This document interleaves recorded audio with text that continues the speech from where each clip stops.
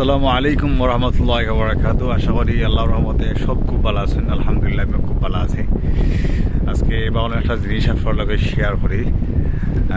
লাইফে আসলে রিস্ক নেওয়া লাগে, মাঝে মাঝে রিস্ক না নিলে আপনি আপনার উদ্দেশ্য হাসিল করতে পারতেন না। একটা ঘটনা শেয়ার করি। প্রায় 3 বছর আগে, সাড়ে তিন বছর আগের ঘটনা। আমি মলিয়াজার টাউনও তো আমার ফ্রেন্ডের লগে দেখা হয়েছে।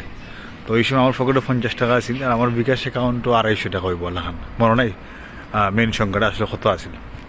তো আমার ফ্রেন্ডে দেখার পরে ভাবলাম আমাদের একটা মনে একটা রিস্ক লইলেই, পকেটে 50 টাকা আছে, আমি তাহলে রেস্টুরেন্ট আর যদি বিল কোনো লাখান তার উপরে ফেলা দিতে পারি, তাহলে তো মাগনা খাইলাম।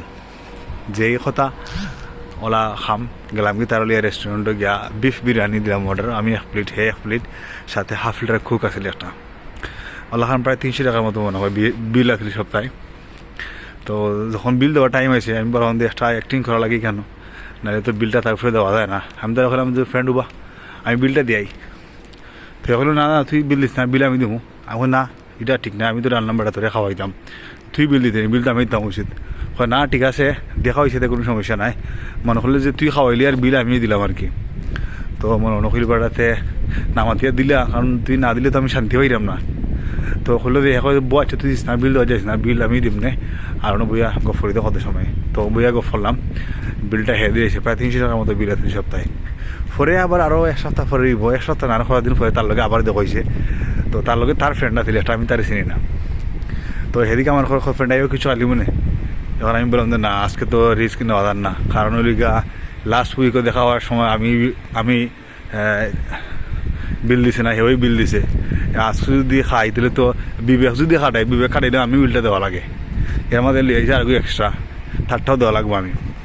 যখন বললাম দিয়ে এর কাছে কিন্তু বাঁচা লাগবে। ওখানে বললাম না ফ্রেন্ড আজকে আমার একটা খেলা আছে, ক্রিকেট ম্যাচ, আমি যাওয়া লাগে এই মুহূর্তে। আর ইনশাল্লাহ সন্ধ্যার পরে অথবা আবার যদি কোনোদিন দেখো তাহলে হদিন খান হইব।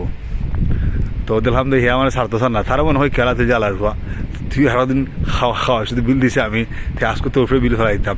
এবার একটু চেষ্টা আমি করছে, কিন্তু আমি কইছি না বন্ধু ঠিক আছে আমি এমনি অন্য কিছু খাইলাম না, বাট এটা ই টাইম নাই। তবে তোলে দেখাইব আবার, আর আরও দিন হলে দেখাইল ইনশাল্লাহ, দুই বন্ধু বিয়ে একলগে খাইমো।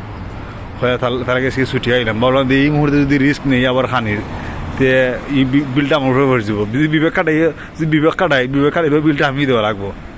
তো রিস্ক নিলাম আবার যে না এখান দিয়ে বাড়িও লাগবো, এবং আজকে খানি খাওয়া যাইতো নাই, এবং আজকে খাইলে আমার বিপদটা পড়ে যাব।